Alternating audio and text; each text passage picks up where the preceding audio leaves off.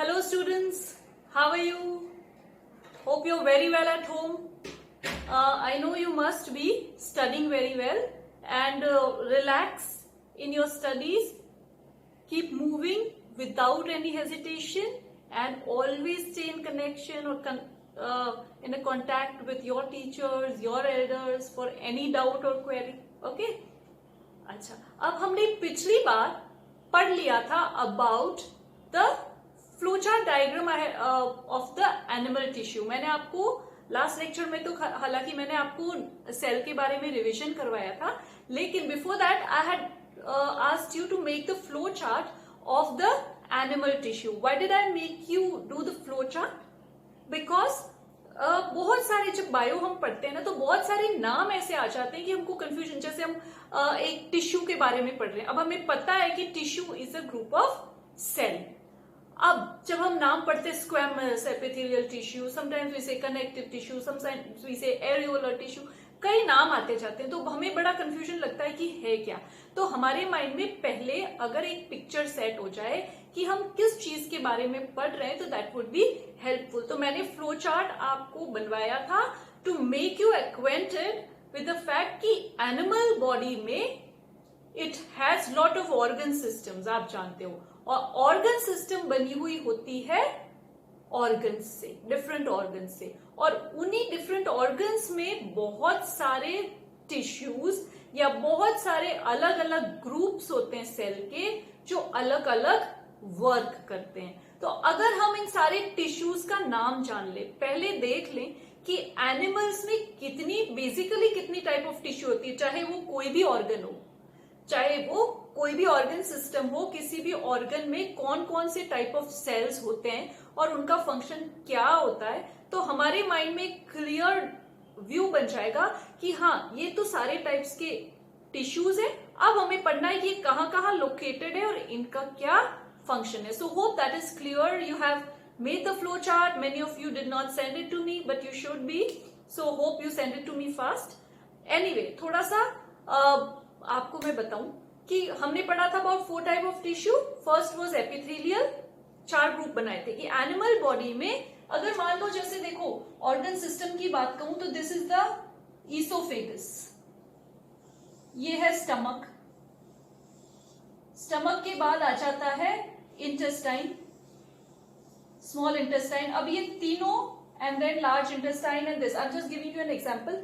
Large intestine and the whole digestive system. तो ये oesophagus एक ऑर्गन, ये स्टमक एक ऑर्गन है, स्मॉल इंटेस्टाइन एक उसका पार्ट है. अलग अलग जगहों पे इसी सिस्टम में अलग अलग ऑर्गन्स हैं जो हेल्प करते हैं to digest and absorb the food. अब इस स्टमक की बात करें तो स्टमक के अंदर ये एक ऑर्गन है और इस ऑर्गन के अंदर क्या होगा, मेनी ग्रुप्स ऑफ सेल. जैसे इसकी एक कवरिंग होगी, अंदर एक मस्क्यूलर लेयर होगा, अंदर एक दूसरी ग्रुप ऑफ सेल्स होंगे, क्योंकि हमारे स्टमक में अगर मैं आपको बताऊं तो हमारा फूड डाइजेस्ट होता है और फूड डाइजेस्ट होने के लिए you require HCl. When you come in the 10th standard you study about it, but you require HCl. You require certain juices जो कार्बोहाइड्रेट को डाइजेस्ट करे, प्रोटीन को डाइजेस्ट करे, लिपिड्स को डाइजेस्ट करे. तो एक गैस्ट्रिक जूस होता है, उसके बाद एक म्यूकस होता है. तो ये सारी चीजें मिलके गैस्ट्रिक जूस बनाती है जो हेल्प करता है हमें डाइजेशन में. अब अलग अलग सेल्स होते हैं जो ये अलग अलग चीजें सिक्रीट करते हैं, तो वो ग्रुप्स हो गए. लेकिन अगर सेल्स ऐसे ही हैं विदाउट एनी कवरिंग तो उनको इंजरी का इश्यू रहेगा. So to protect them those group of cells are covered by a muscular layer and then by a layer of tissue, epithelial. जैसे अपन किसी चीज को प्रोटेक्ट करने के लिए उसको रैप कर देते हैं, तो उस टाइप से there is one more group of cells जो सिर्फ उनका वर्क प्रोटेक्शन का होगा, जो सबसे बाहर होंगे या सबसे अंदर हो सकते हैं. बीच में मस्क्यूलर लेयर होगा ताकि चर्निंग में काम आए. तो ये सारे टिश्यूज के नाम मैंने आपको बताए थे और इस ऑर्गन में वो सारे टिश्यू एक साथ हो सकते हैं. यहाँ पे भी हो सकते हैं, यहाँ पे भी. जैसे इसको ब्लड सप्लाई कौन करेगा, ब्लड वेसल्स होंगे जो यहाँ पे ब्लड सप्लाई करेंगे, तो ब्लड एक टिश्यू है, कनेक्टिव टिश्यू है. और वो जो वेन्स होगी वो भी तो ग्रुप ऑफ सेल से बनी हुई होंगी, तो वो कैसे सेल्स होंगे, वो एपिथेलियल सेल्स होंगे. तो बेसिकली मैंने आपको सारे नाम बता दिए. अब अपन को पढ़ना है कि उन सेल्स का फंक्शन क्या है और वो उनका वो अपीयर कैसे करते हैं, ठीक है। So now let us first talk about the epithelial tissue.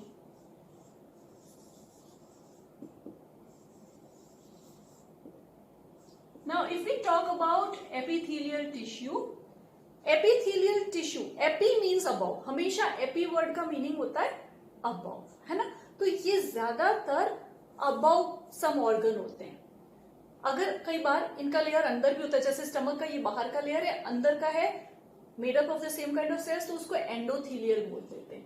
But epithelial word means above, और बेसिकली ये सेल्स का काम है protection of the underlying organs और अंडरलाइंग सेल्स। इनका काम एक तो प्रोटेक्शन का है, साथ साथ ये कई चीजें अगर सिर्फ प्रोटेक्ट करते तो they would be having very less function. तो किसी जगह पे तो ये सिर्फ प्रोटेक्शन करते हैं, लेकिन at certain places like inside the stomach और द इंटेस्टाइन, या हमारी जो माउथ बकल कैविटी है, ये जो हमारा माउथ है उसके पीछे जो होलो स्पेस है that is the buccal cavity, उसके अंदर अगर देखें तो कुछ ग्रुप्स ऑफ सेल्स है जो सिक्रीट करते हैं कुछ सब्सटेंसेस जो हमें बॉडी फंक्शंस करने में हेल्प करते हैं। So we are talking about epithelial tissue, और इनके बेसिक फीचर्स है they are very closely packed. Closely packed का मीनिंग होता है they are arranged very near each other and they are always, जैसे एक लेयर ऑफ सेल्स है, अगर ये बात करें this layer of cell like this would be then resting on a non-cellular membrane। जैसे क्लॉथ की अगर आप बात करो, ये जो मेम्ब्रेन नीचे है that is non-cellular, इसके ऊपर ये जनरली रेस्ट करते हैं epithelial cells, and this membrane is called a basement membrane. इनको सपोर्ट करने के लिए होता है ज्यादातर। तो epithelial cells are generally one layered, made up of a single layer of cell, and they are lying on a basement membrane which is not having any cells। सिर्फ एक at one stretch वो membrane होती है, it is non cellular। इसके नीचे cloth और ऊपर अगर आप और इमेजिन करना चाहें तो जैसे आपने क्लॉथ बिछा दिया उसके ऊपर ब्लॉक्स रख दिए, that would be the make of the epithelial tissue। Now even epithelial tissue are non-nervous in nature। non-nervous word अगर आप पढ़े ना तो don't get confuse. Non nervous means इनके अंदर डायरेक्टली नर्व सेल्स नहीं होते, इनके नीचे होंगे। अब आप इमेजिन करो अगर आपकी स्किन में नर्व सेल्स, आप जो फील करते हो all that is due to the nerve cell. If you touch something that message is taken to the brain कि ये हॉट है या कोल्ड है। और मानो अगर आप वो डायरेक्टली स्किन के अंदर होते या डायरेक्टली एपिथेलियल टिश्यू में होते तो how sensitive it would become. Even अगर एक छोटी सी एयर यहां से जाती तो you would feel that pain in your brain. So for that they are non nervous, they do not have directly neurons in them, उनके नीचे हो सकते हैं, ठीक है। उसके बाद डायरेक्टली इनमें ब्लड सप्लाई, ब्लड जो वेन्स वगैरह होती है या कैपिलरीज होती है इनके नीचे हो सकती है, not directly in them. So direct blood supply इनके अंदर नहीं होता, ठीक है। So no direct blood supply, okay, this is it. उसके बाद इनका work as I told you is protection, secretion, excretion ये भी है। वो हम अब जनरली इनके बारे में जान लें कि they are very closely packed, lying on a basement membrane, non-nervous and having no direct blood supply in them। उसके बाद अब हम देखते हैं इनके टाइप। अब आप सोचोगे एपिथेलियल तो आपने बता दिया, ठीक है, एक लेयर है, प्रोटेक्शन का काम है, सिंगल लेयर ऑफ सेल्स हो गया।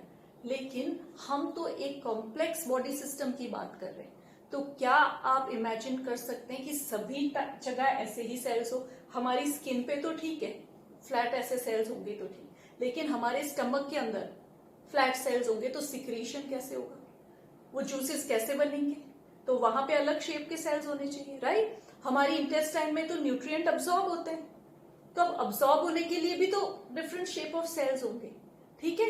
तो है तो सभी एपिथेलियल, अब जो मैं आपको बताऊंगी वो सभी एपिथेलियल टिश्यू ही है, सिंगल लेयर ऑफ सेल्स है, उनका मेन वर्क प्रोटेक्शन है, लेकिन according to their shape and their location and function, basically location भी नहीं, function and their shape we have classified them in different groups. That was squamous, columnar, cuboidal, ciliated. अब आप सोचो cuboidal word ही आपको कुछ suggest कर रहा है ना कैसा शेप होगा. कॉलमनर, कॉलम लाइक, तो शेप पे डिपेंडेंट है उनका क्लासिफिकेशन. हम बात किसकी कर रहे हैं? एपिथेलियल टिश्यू की ही. अब आपको याद क्या रखना है, आपको क्वेश्चन पूछे जाते हैं कि एपिथेलियल टिश्यू किस ऑर्गन में किस लोकेशन पे कौन सी होती है.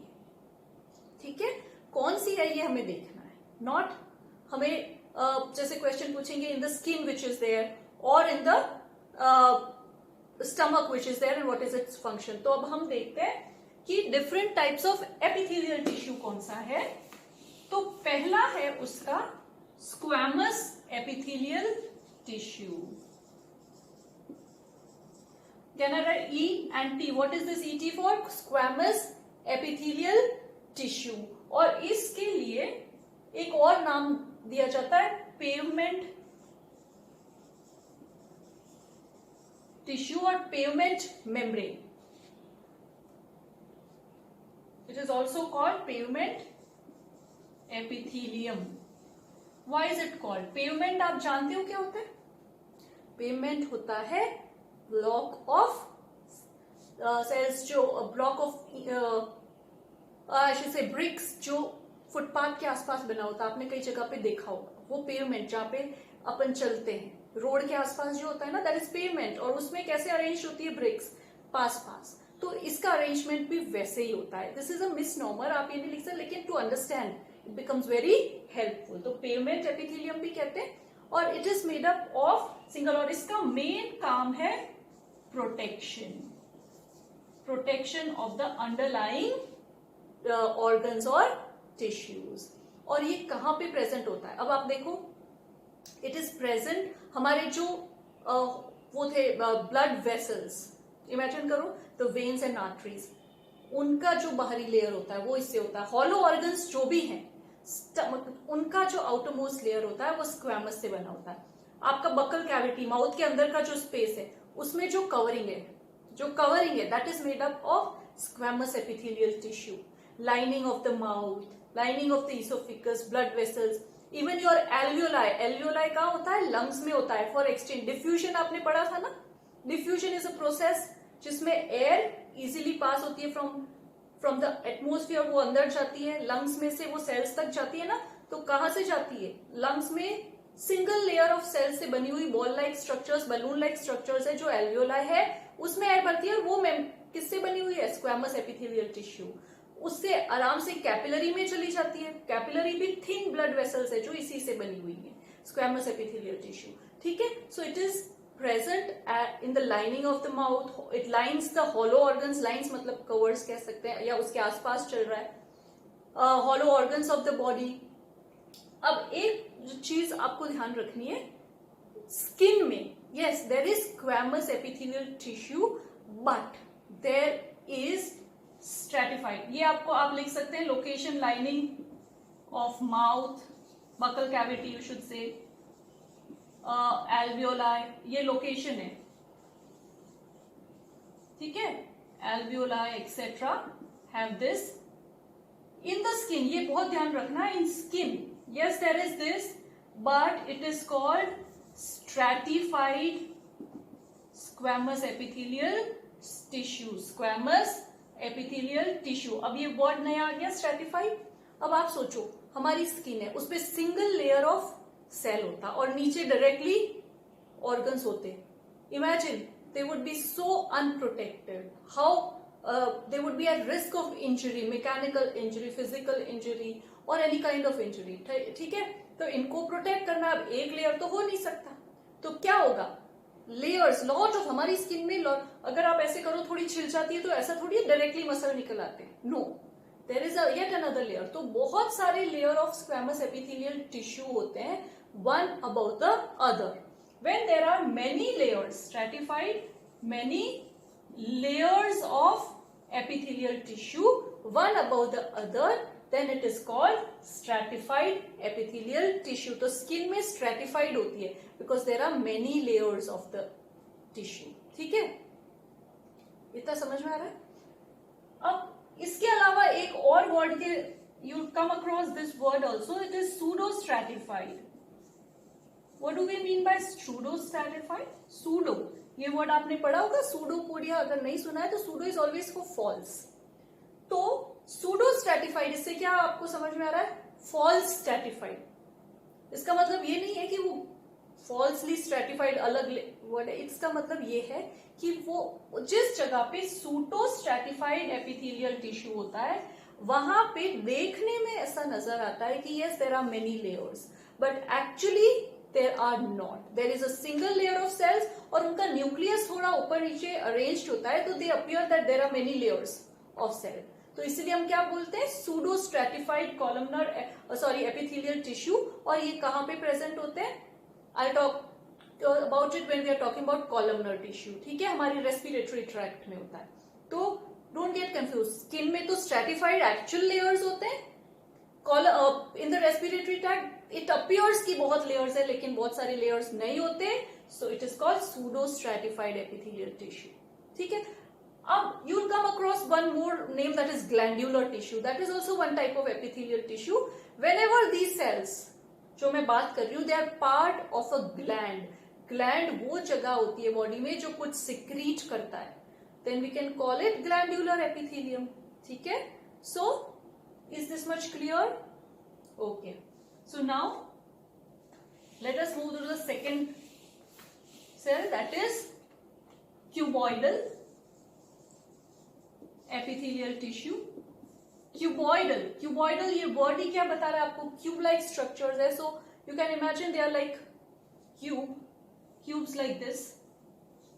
इनका इस टाइप का थोड़ा सा शेप होता है and actually they are hexagonal in shape, लेकिन when they are placed very near each other they appear like cubes. तो इस टाइप का इनका शेप होता है. बेसमेंट मेम्ब्रेन होगा और इनका वर्क ये कहां पे होते हैं? Cuboidal. They are present in the kidney tubules. Present in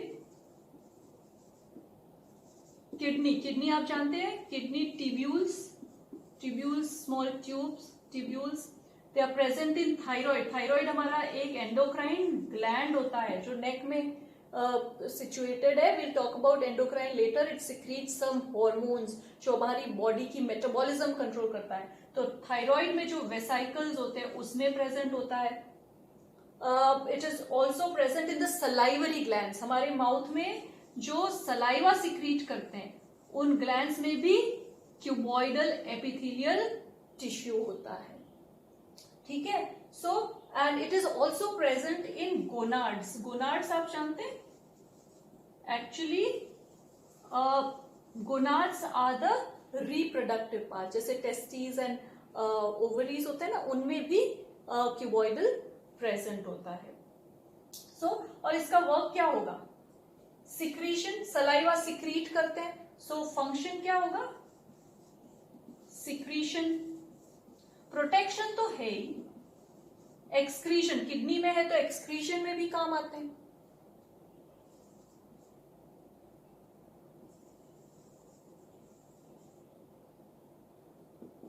Gonads word, what do we mean? You can write testes and ovaries, reproductive organs.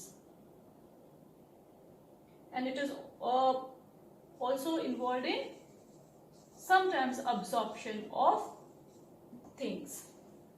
ठीक है. तो this is about the cuboidal because of their shape and look. आपको याद ये रखना है.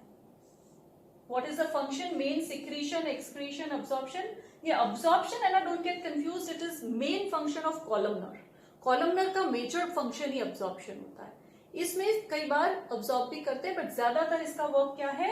Secretion of things. इसीलिए ये thyroid gland में होता है, ये present होता है in your salivary glands. Germinal epithelium word है ना कभी? Germinal, germinal epithelium.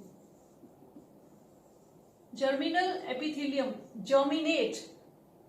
Germinate means to reproduce. Germinate, produce cells. तो germinal epithelium कहाँ होता है? Reproductive organs में होता है. तो वहां पे भी ये होगा. So this is the thing mainly. और पूछते हैं where is it location? या ऐसे पूछ सकते हैं in the thyroid vesicles which is located. So you have to write cuboidal epithelial tissue.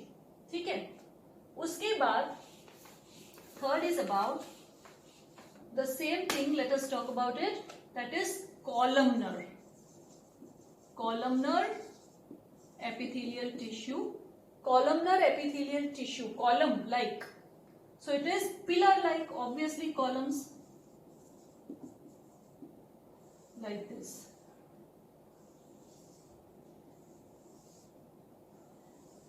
Column pillar like, और मेजरली जब ये लॉन्ग और ऐसे होते हैं ना, तो ये हमारी इंटेस्टाइन में, स्टमक में, स्मॉल इंटेस्टाइन जो होता है वहां पे अब्सॉर्प्शन ऑफ न्यूट्रिएंट होता है, तो उसमें ऑब्वियसली जितना ज्यादा सेल्स होगा अब्सॉर्प्शन बेटर होगा। हमारे जैसे अगर ये स्मॉल इंटेस्टाइन में ऐसे हैं सेल्स, तो यहाँ पे न्यूट्रिएंट्स जा रहे हैं तो डायरेक्टली अब्सॉर्ब इजीली हो जाएंगे and they can go more and more. तो these are pillar like and involve in absorption. You can write absorption of nutrients हो सकता है, and present from, you can write it as the absorption present in small intestine, stomach, etc. ठीक है, तो ये इनका mainly function क्या है, absorption and present in the small intestine and the stomach and majorly involved in absorption. It is pillar like. Now comes ciliated epithelium. अब cell cilia, this comes from the word cilia. What are cilia?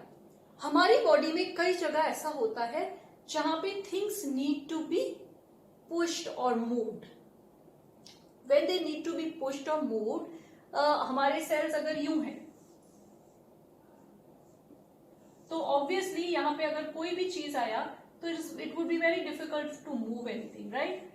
तो हमारी body ऐसे में क्या करती है, on this cytoplasmic growth ऐसे हो जाता है, ऐसे, ठीक है। साइटोप्लाज्म थोड़ा सा ऊपर रेस्ड होता है ऑन वन साइड, तो उससे क्या होता है, इस पे यूं लाइक दिस क्या होता है, जैसे आपने ये है तो ये ऐसे अपन खींच ले, अगर किसी चीज का साइटोप्लाज्म समझ रहे हो, एक आपके पास जेली का स्क्वायर बना हुआ है, उसको ऊपर की ओर खींच लो तो हेयर लाइक स्ट्रक्चर्स आ जाएंगे ना। These hair like structures are called cilia and they constantly keep moving like this, constantly keep moving like this. तो इनके ऊपर अगर कोई भी चीज है तो वो क्योंकि ये मूव करते हैं तो it would move one side. तो ये इसलिए होते हैं कि हमारी बॉडी में जैसे इन द ओवरीज वहां से एग जो ओवा होता है रिलीज होता है and it comes to the fallopian tube. Fallopian tube एक फीमेल रिप्रोडक्टिव सिस्टम का पार्ट है, फेलोपियन ट्यूब में आता है। और आपने पढ़ा होगा 8th में कि sperm has a tail it can move but ova is non motile, it can not move. तो अब ओवा को फेलोपियन ट्यूब में मूव करना है तो उसको कौन मूव कराएगा, ये cilia. It will push the egg like this, so the egg moves in the fallopian tube. तो cilia always helps in movement of substances.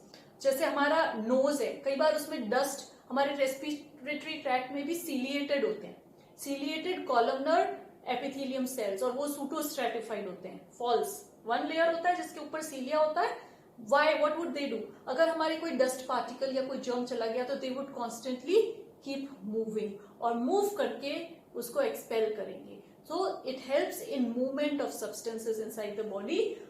Ciliated epithelium can be either ciliated columnar, it can be ciliated columnar or ciliated cuboidal, shape कोई भी हो सकता है। उसके ऊपर अगर सीलिया है तो ciliated epithelium बोलेंगे। मेजर वर्क क्या है, movement of substances। Fallopian found in the lining of the, found in fallopian tube, also respiratory tract।